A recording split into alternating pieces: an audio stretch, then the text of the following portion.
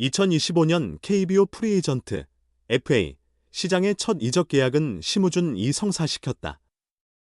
그는 원 소속팀 KT와 하나의 동시 제안을 받은 끝에 더 나은 조건을 내건 하나를 선택했다. 계약 내용은 4년간 총액 50억 원이었다. KT의 제안은 이보다 낮았고 하나의 조건을 확인한 후 따라잡기를 포기했다.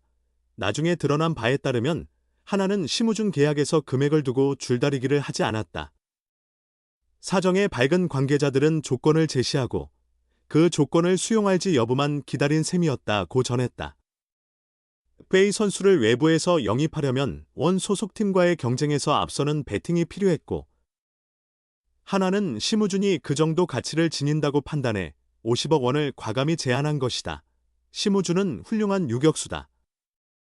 안정적인 수비력과 빠른 발을 지녔고 체력도 우수한 편이다. 이는 하나 내야진에 필요한 요소였다. 최근 하나는 유격수 문제로 어려움을 겪어왔으며 장기간 주전 유격수로 기대했던 하주석이 FA를 선언하자 즉시 심우준 영입에 나섰다. 디테일한 수비와 주루를 중시하는 김경문 감독의 성향도 영향을 미쳤을 가능성이 크다는 평가다. 하지만 그가 좋은 유격수라 해도 50억 원의 가치를 예상한 이는 드물었다. 그의 공격력은 눈에 띄게 뛰어나지 않았기 때문이다. 물론 유격수는 수비가 중요한 포지션이지만 심우준의 K리그 1군 통산 1072경기 타율은 0.254, OPS는 0.639에 불과했다. 2024년에는 53경기에서 타율 0.266, 3홈런, OPS 0.680을 기록했다. 심우준의 조정득점 생산력, 더베리와웃이 이 리그 평균을 넘은 적은 단 한 번도 없었다. 따라서 공격을 기준으로 하나가 50억 원을 베팅했다고 보긴 어렵다. 유격수 보강이 급했던 상황에서 그의 공격력 향상 가능성을 고려했다 해도 수비와 주루에 거는 기대가 컸다고 보는 게 합리적이다. 특히 수비는 마운드 안정화에 긍정적 영향을 줄 수 있다. K리그와 메이저리그 모두에서 수비 지표는 여전히 불완전하다는 분석이 많지만 하나 내부의 평가는 매우 긍정적이었다는 점이 분명하다. 하나 상황에서 내야 수비, 특히 유격수의 안정성은 예상보다 상당히 중요한 가치를 지닌다. 최근 하나의 내야 수비는 좋은 평가를 받지 못했다. 수비력의 안정이 부족했고 이로 인해 투수진이 흔들리는 경우가 자주 발생했다. 그렇다고 수비력이 뛰어난 선수들로만 라인업을 구성하면 이번엔 공격력이 답답해지는 문제에 직면했다. 여러 선수들이 기용됐지만 내야 수비가 안정되지 못한 이유다. 하나 투수들의 땅볼 유도 비율은 리그 평균보다 높은 편이다. 작년 하나 투수들의 땅볼 비율은 46.3%로 리그 평균 45.1%를 상회했다.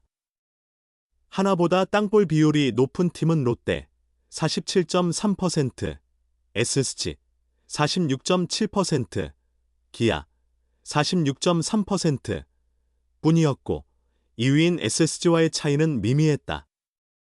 땅볼 유도 성과는 결국 내야수들의 수비력에 의해 크게 좌우된다. 실책 숫자와는 별개로 한 걸음의 움직임만으로도 타자가 1루에서 세이프 판정을 받을 수 있다. 과거를 돌아보면 하나는 내야 수비 측면에서 강점을 가진 팀은 아니었다. 이러한 문제는 여러 기록에서 왜곡을 야기했다. 지난해 하나의 수비무관 평균 자책점 FIP은 4.52로 리그 1위를 기록했다. 이는 리그 평균 4.79보다 훨씬 좋은 수치였다. 그러나 평균 자책점은 4.98로 리그 평균 4.91보다 낮아 리그 5위에 머물렀다. 하나는 KT와 함께 아라와 FIP 간 격차가 가장 큰 팀 중 하나였다. 인플레이 타구 피안타율은 0.342로 리그 최하위를 기록했다. 모든 데이터는 하나가 수비력을 전반적으로 보강해야 함을 시사했다. 이에 하나는 심우준을 영입하여 내야 수비의 핵심 역할을 맡겼다. 기존 유격수로 수비력을 인정받았던 선수들이 1루로 이동할 가능성도 생기며 내야 수비 폭이 넓어졌다. 새 외국인 타자인 에스테반 플로리얼 역시 수비력이 뛰어난 중견수라는 평가를 받고 있다. 새 구장의 좌우 폴 간 거리가 다르고 우측 펜스가 8m로 높게 설계된 비대칭 구조를 고려할 때 외야수의 수비 범위와 펜스 플레이는 매우 중요한 요소로 작용한다. 이 점에서 심우준은 한화의 전략 중심에 설 가능성이 크다. 기초를 다지는 과정에서 그의 숨겨진 가치는 더욱 빛날 것이다. 본래 강점인 주루와 작전 수행 능력을 유지하면서 공격력이 개선된다면 4년간 50억 투자에 대한 평가는 크게 달라질 여지가 있다. 안치홍에 이어 류현진까지 가세하면서 한화 이글스는 단숨에 5강 후보로 주목받았다. 시즌 전 미디어데이에서도 여러 팀들의 경계 대상이 됐다. 마지막으로 가을 야구에 나섰던 2018년 이후 최다 승수를 기록하며 승률도 0.465까지 올렸다. 불과 2년 전 승률 0.324에 머물렀던 시기와 비교하면 놀라운 성장이다. 하지만 최종 순위는 8위에 그쳐 고개를 숙여야 했다. 티빙, 퍼펙트 리그 2024에서 단장을 맡기도 했던 정민철 MBC 스포츠 플러스 야구 해설위원이 한화의 5강 실패 이유를 묻자 류현진은 우리 모두 5강을 목표로 했었다며 야구는 투수 싸움이라는 말도 있지만 5강 실패 요인은 수비에 있었다고 본다. 공격보다 수비가 더 중요하다고 답했다.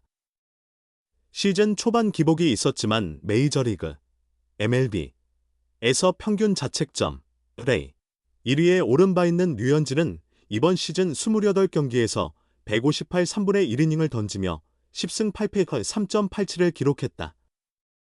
성적은 준수했지만 한화가 5강에 오르지 못하면서 시즌 자체의 완전한 만족을 느끼긴 어려웠다. 류현진은 문제의 원인을 수비에서 찾았다. 본인이 실책으로 실점을 해도 화를 내지 않는다. 그런데 타석에서 삼진당하거나 못 치면 화를 내는 경우가 많다며 이해하기 어렵다. 수비에서도 화낼 줄 알아야 한다고 꼬집었다. 한화의 불안한 수비는 어제 오늘 일이 아니다. 올 시즌 실책은 105개로 리그 6위였지만 세부적으로 보면 만족스럽지 않았다. 실책은 수비 과정에서 놓치거나 송구에 실패했을 때 기록되지만 한화는 수비 범위 자체가 10개 구단 중 가장 좁았다. 1.19로 1위 기아 타이거즈, 1.65와는 비교가 안 됐고 9위 두산 베어스, 1.29와도 차이가 컸다. 수비 시도 자체가 적어 실책으로 기록되지 않은 경우도 많았는데 이는 쉽게 안타를 내줬다는 뜻으로도 해석된다. 수비 효율, DR, 역시 0.64로 리그 최하위에 머물렀다. 이 지표는 상대적으로 적어 보였던 실책 수와 한화의 허술한 수비 사이의 괴리를 잘 설명해주는 자료로 볼 수 있다. 류현진이 등판했을 때도 수비에 도움을 받지 못하는 경우가 빈번했다. 류현진은 주무기인 체인지업을 활용해 뛰어난 땅볼 유도 능력을 가진 투수지만 유도된 땅볼을 야수들이 처리하지 못해 실점으로 이어지는 상황이 자주 발생했다. 그런 순간마다 류현진은 침착하게 야수들을 다독였지만 내년에는 조금 더 달라진 모습을 보일 가능성이 높다. 류현진은 내가 문제였다. 시즌 초반 2, 3경기 정도 실점이 많았다. 그 경기를 잘 잡았더라면 5강에 갈 수 있었다고 자책하며 올해는 가만히 지켜만 봤지만 내년에는 선수들에게 더 많은 이야기를 할 생각이다. 내가 고참이자 팀의 베테랑인 만큼 필요하다면 호통을 쳐서라도 중심을 잡아야 한다고 생각한다고 강조했다. 미국 진출 전 국내 리그를 평정했던 당시와 비교해도 수비 상황은 크게 달라지지 않았다. 그때 류현진이 어린 선수들에게 수비를 믿고 던지면 안 된다. 네가 직접 잡아야 한다고 했던 마른 탈삼진과 투수의 책임감을 강조한 것으로 한화의 불안한 수비에 대한 팬들의 인식을 더욱 강하게 만든 이유이기도 하다. 김경문 감독 체제 아래 수비가 크게 강조되는 스프링 캠프 훈련이 진행될 것으로 예상된다. 한화는 특히 가장 많은 실책, 20개, 이 나온 유격수 포지션을 보강하기 위해 프리에이전트, FA, 심우준을 4년 50억 원에 영입하며 센터라인 강화를 꾀했다. 신구장 시대를 준비 중인 한화는 내년 시즌 반드시 5강 진출을 이루겠다는 강한 의지를 보이고 있다.